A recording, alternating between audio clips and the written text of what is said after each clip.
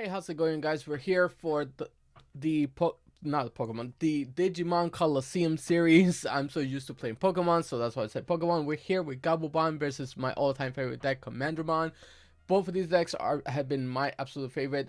With the Commandramon winning the die roll, they're gonna start off with a Pagumon, if I remember correctly, evolving into the 4-drop 5k the Commandramon, and then dropping the 2-drop the Commandramon to pass it over 2. The Gabumon side is gonna start with an Upamon going into the Gabumon and playing Davis, getting another Gabumon just to add more of the repetition to the series. This will be posted as EX1 is being released. These decks are still pre-EX1 until the next few episodes. We will not be playing with the EX1 cards. I will be getting them on the 21st. This will probably be released the Monday after the 21st, so be very patient. I am recording these and trying to get them as much as I can, and trying to give you guys as best quality as I can with the resources I have. We do see that the Commandramon side swung and hit a Rattlestar, returning the Commandramon back to the hand, playing the Commandramon, and then playing a Izzy and Joe. Really powerful play. Trying to put more pressure on the field, trying to play that rookie style kind of deck at the moment. As the Gabumon side starts over 4, plays a Gabumon, gets a Tamer, or I think they whiff, and swing with a Gabumon, revealing a Commandramon, which is gonna be a whole lot stronger, than evolving into a Gorillamon on top of the Gabumon. Can't swing this turn because he just got played. I'm playing the blue memory boost, revealing the top 4 cards, which I did that correctly this time, grabbing the Searcher Gabumon. Yes, grabbing the Searcher Gabumon to hopefully find a mat, because mat is really needed in this deck pretty much. Isinjo will not activate because there's no, look at me trying to wave no at myself to remember it. I am so helpful sometimes. Hatching a Pagumon, then evolving into the blocker Commandramon, swinging with the 5k, hitting the Hammer Spark, gaining 2 memory, losing 2 memory actually, attacking with the other Commandramon, hitting the Gorillamon, dying. But now we just have to get rid of 2 more of these securities, and then we'll be in the clear for right now. So the Rookie's Rush style for the Commandramons has really been a fun thing to play with.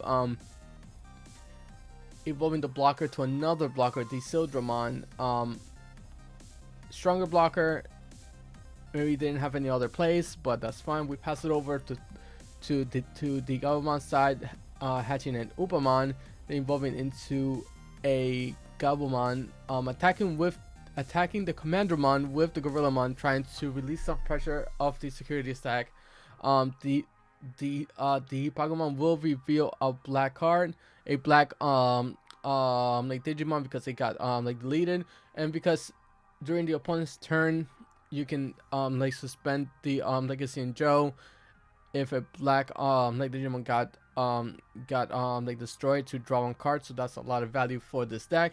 And then the Gabumon side is going to play the Searcher Gabu to get a mat. Going to pop the Blueberry Boost to go to 2 memory, then hard play a mat to leave them at 1, so that they don't have a whole lot of memory. Pretty much like Izzy and Joe, acting like a free Izzy, promoting the Sildramon, then hard casting a Ultimate Flare, getting rid of the board to relieve pressure, so that they can only go into the bond once. If I remember correctly, they can only go to bond now. They do promote gaining 1 memory and drawing a card, and if they go bond, they can only swing twice. So that's really helpful for the Commandramon side, kind of stopping any aggro plays. Unfortunately, no GabuBond at the moment, playing a Davis, revealing the top 3, grabbing a Grizzlymon, playing in the defensive. The hard part about the Gabumon side is finding your pieces, and if you don't find the pieces, you're gonna be really behind. Evolving into a Grizzlymon just to have a blocker, just to relieve like some pressure. And there's another Madishida, but no GabuBond in sight. Oh, my English is horrible. We're gonna hatch a Pagumon, then evolve into a Commandramon blocker. Then hard playing a Dracomon. Absolutely love the Dracomon, revealing the top 3. And if there's anything with Dramon, no, but we didn't want any of those cards on the top either way. And the Dracomon scoop, it's just not going to do much. And we're going to hard play the Nanimon just to add more pressure on the field. There's no way for them to go bond, and they can only block 2 things at once. So this can be lethal. They're going to for the Gabumon, they're going to hatch a Upamon, evolve into a Gabumon, then play the V-Wing Nova Blast to return the Sildramon to the hand. They're going to promote the Commandramon blocker, swing with the Nanimon, hope for a block. No blocks there, but hits the Gabumon. The Nanimon's gonna die. Dracomon's gonna try to hit the last of the security,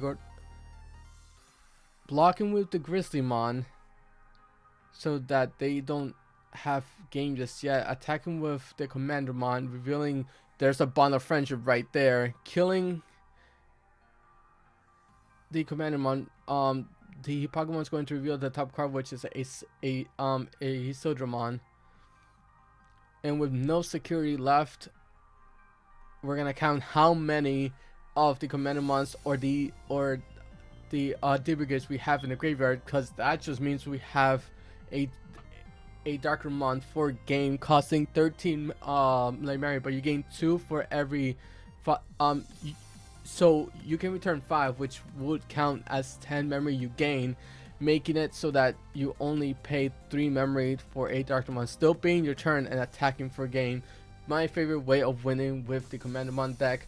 A whole lot of pressure doing that, and we're actually gonna hop right into game 2. I forgot that I made all of these 3 games into one because it was more difficult, but a lot more fluid.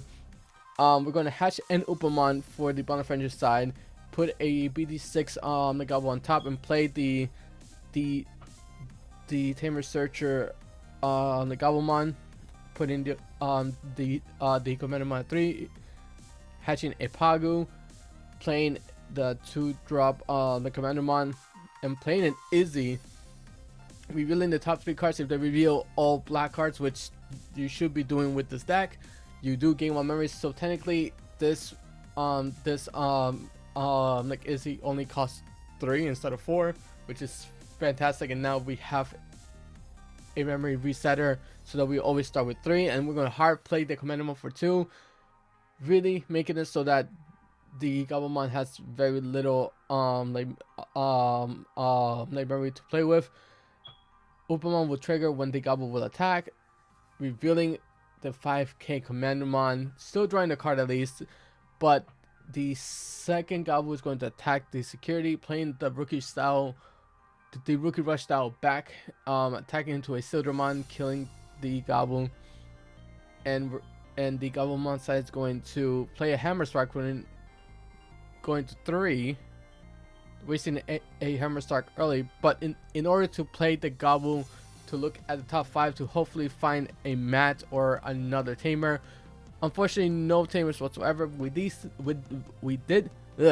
see a Bond go to the bottom, so that's very, very hurtful. Playing Davis for 4, we see the Mat, which now we got put at the bottom, but we grab another Gabu. That's the whole problem with this deck, is that if you don't hit the proper things at the right time, you're sending all your pieces to the bottom, never to be seen again. But we have 2 Commandramons, both 3k, going to attack into the security, gonna hit a Grizzlymon, dying and triggering the Pagu, which Steven, that editing is so awful. I thought I fixed that. Revealing like Digimon, but they do hit the Mat in the security, So that's a good thing. And going to double play 2 rookies. One is a Commandramon, and one is a Shumon to stop the Hammer Sparks um like anything that does gain you a memory that's not a tamer. Using the mat already to go into a bond of friendship with the Gabumon that lived the last turn. Returning the Chumon to the bottom, getting rid of the 2 securities, attacking the security into an Iron Fist onslaught, which is so painful to hit. Oh my goodness, that's the worst thing to hit at the moment. If the Gabumon side doesn't get rid of, okay, a double Hammer Spark, going to go into a Lobomon to kind of save themselves a turn. Yeah, to save themselves a turn, since they have to get rid of the lethal on board, since the Iron Fist onslaught just completely did the Gabumon side in so badly. Then just hard playing a Gabu for 3, drawing a card. Gonna hash a Pagumon. They're just gonna swing with the Commandramon, healing a Commandramon, drawing 2 cards. It will be the same DP as the Commandramon, so the Commandramon should be dying. It should be dead, but it doesn't matter because the Gerald Swarma is going to clear the whole board either way. So that actually did not matter of it still being on the board, but the great use of the Gerald Swarma, whatever it is the 7 cost. Anything that's the 7 cost on the field dies. So that was a board wipe for everything. For the Gabumon side is going to promote and gain a memory and draw a card, and they're going to go into a bond of friendship again, trying to at least get the last 2 hits down. Attacking directly, and is going to reveal a Nanimon. It cannot get 3 swings, but with the second swing, it's gonna get rid of the Nanimon. They're gonna go into a Commandramon, and if they have a hybrid in the hand, this is game, and we're gonna move to game 3. But they're just gonna play a Gabumon and pass it over and give it over at 3 memory. The bond of friendship will not die since you have no security, and we are already counting the Commandramon, so we know what's coming up. The same way that happened in game 1, it's gonna happen in game 2, and they're gonna drop a Darkdramon, putting back 5 of the D-Brigades and swinging for the game. Commandramon coming in clutch with the Darkdramon, playing it as quick as possible, not giving the Gabumon side any tempo, any time to recover. Hope you guys are enjoying the series. Future games, probably the next game or the ones before or the ones after, my speaking is horrible, or the ones after will be including EX1 cards. The Gabumon side will probably be reworked for another type of the Gabumon, but because the Gabumon got brought down in the Colosseum, the Commandramon will be going up against the different decks. We'll see how far the Commandramon side will be going in the next episode of the Colosseum next series. I'll see you guys in the next episode. Bye.